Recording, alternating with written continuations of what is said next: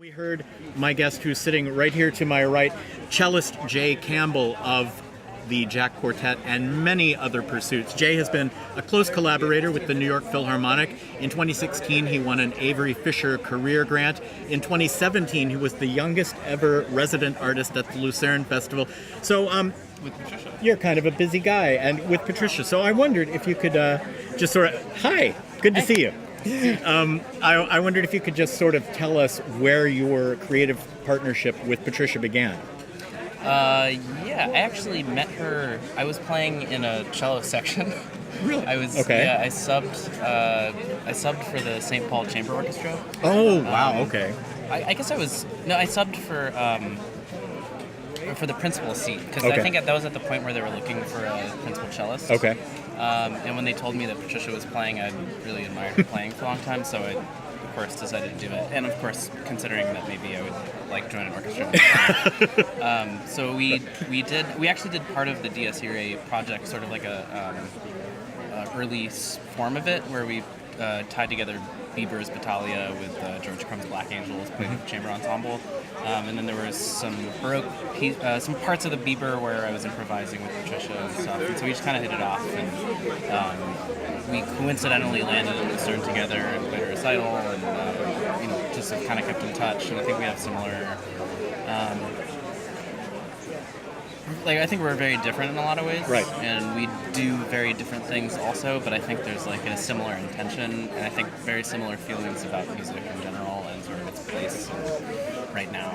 Yeah, and I know the two of you had a tremendous recital last year at the Park Avenue Armory, and I assume you concertize elsewhere as a duo? Yeah, we have some duo concerts lined up down the pipeline. Well, one of the considerable added benefits of Jay being here as Patricia's guest is that Jay has brought along the other members of his posse, the Jack Quartet, and the Jack Quartet has been omnipresent from the start of this festival and playing throughout. And as a longtime follower, as a follower, in fact, for the entire duration of the Jack Quartet, it's been with great admiration that I've watched. This is a group that was formed 10 years ago and has 10 years of history and lineage and repertory, but as of 2 years ago, 50% of the band left and was replaced by Jay and his colleague Austin Wooleman, and so they have the benefit of being a veteran group and also a hot new band, and I've really admired the way that the chemistry has it's evolved, but it's also maintained the integrity that this group has had from the start. So I wondered if you could tell me how being a part of Jack has changed your life.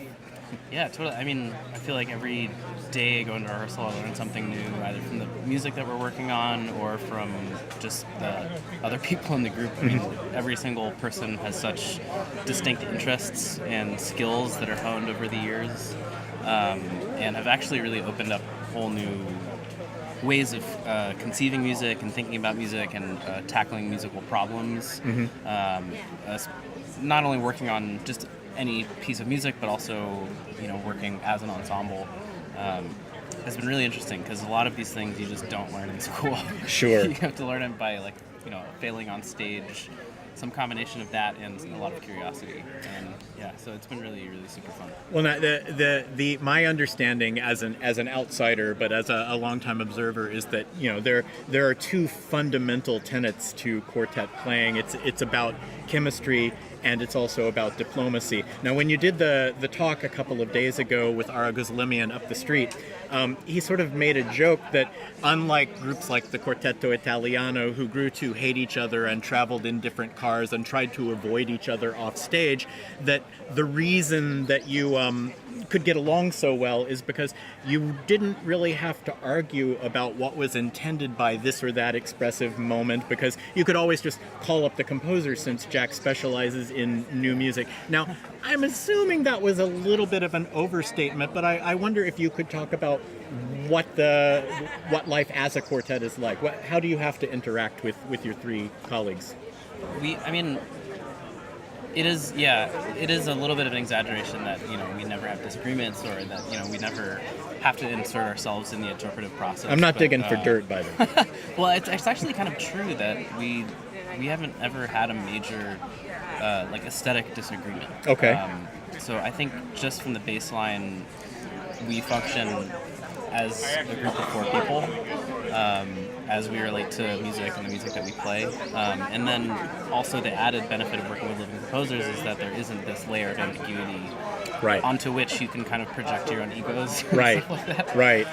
So, and I think all 4 of us are also pretty, I don't know, generally pretty calm people and like fairly mindful and thoughtful. So we're definitely always like aware of each other's energies and Right. like, you know, when's appropriate to like really dig into the details and like when do we have to like kind of back off for an Sure. hour and take a break.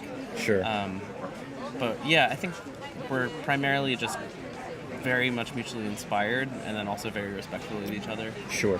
And we still actually just like hang out and get along really well as friends too. So I Nice. think we're a really functional group. We have you have such an extraordinarily broad repertory, even concentrating on new music. You range from Helmut Lachenmann and of course you're the Xenakis superstars, but you play Steve Reich, you play Carolyn Shaw. You've got the broadest range imaginable. How did you develop which repertoire you were bringing to the Ojai Festival? Was that in collaboration with Pat? Yeah, there were definitely some suggestions from Pat and also Tom, and then it was just kind of a conversation between the 3 of us, the quartet, and Tom Morris and Pat. And there were some, like Pat specifically requested the Radulescu quartet. Okay. Like she really, really wanted that piece, and it was right up her alley. Sure. So we were like, yeah, of course, we'll play that piece. So yeah, it was, and again, I think the 3 people in that conversation were very much in line aesthetically, so there weren't really any disagreements along the way. So late last night, you gave the gorgeous performance of the John Luther Adams piece, Everything That Rises, which you've done a handful of times now, and that was done as a free late night concert honoring the resilience and the rebound, actually, of Ojai after last year's Thomas Fires. Just a gorgeous meditative thing. And then you were up at 8 o'clock this morning playing Morton Feldman with Anthony Romagnac. Now, I think a lot of people assume that the hardest part of being a quartet member is being involved in music like Lachenmann and Xenakis, the really, really dense, hard, chewy, complex stuff. But there's a special challenge in playing things that are slow and static. How do you approach those pieces? What muscles do you develop? Well, that's another thing that we share as a quartet, kind of an interest in music that has the capacity to warp your sense of time or just completely transform your mind and how you're perceiving reality and just kind of being teleported into this transcendent place. And a lot of time this just takes a wide swath of time for that to take place.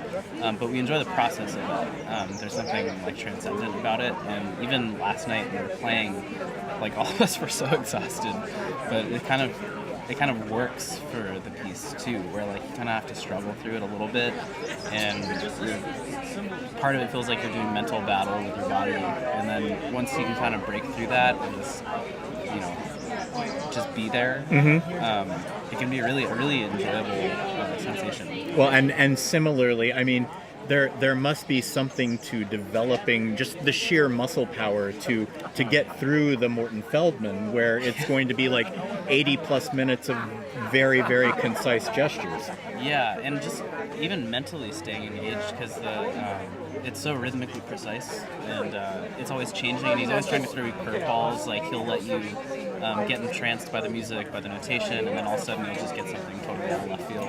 We're 3 minutes away from going to the stage for the second half of today's concert, which is going to be with Abandon Part 2, concentrating on Georgi Kurtag's Kafka Fragments, a piece from 1984, which is going to be with Patricia Kopachinskaya and soprano Ah Young Hong. But I want to ask real quickly, let's talk about the special challenge of what you're going to be doing first thing tomorrow morning with the piece by Georg Friedrich Haas. Yeah, well, it's almost an hour long, and it's completely in the dark, like really in the dark. Like Absolutely, you can't see blackness. your hand in front of your face. Yeah, so we obviously have to memorize the whole score, and you know, there are elements of games in it. So when someone picks one part of a harmonic series to play that kicks someone else off of that partial, and then they have to switch. So it's a really kind of a complicated situation. It's really beautiful. Are you physically separated as well? No, in the third quartet we are. This one, the ninth quartet, we're just sitting in a regular formation.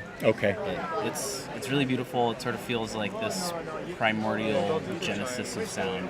It's really examining the overtone series and the natural harmonics as a way of generating really spiritual musical experience. Yep. And because of the nature of this piece, because it's performed in absolute pitch blackness, there's a reason why we will not be webcasting that particular concert. So get in your car, make a donation. It's 8 o'clock tomorrow morning right here in Ojai. You'll be able to, I was about to say you'll be able to see the Jack Quartet, but you'll be able to not see the Jack Quartet. Exactly. You can hear the bells now, so we're about to head down to the stage. Thank you so much for making time for us, Jay. Yeah. We're going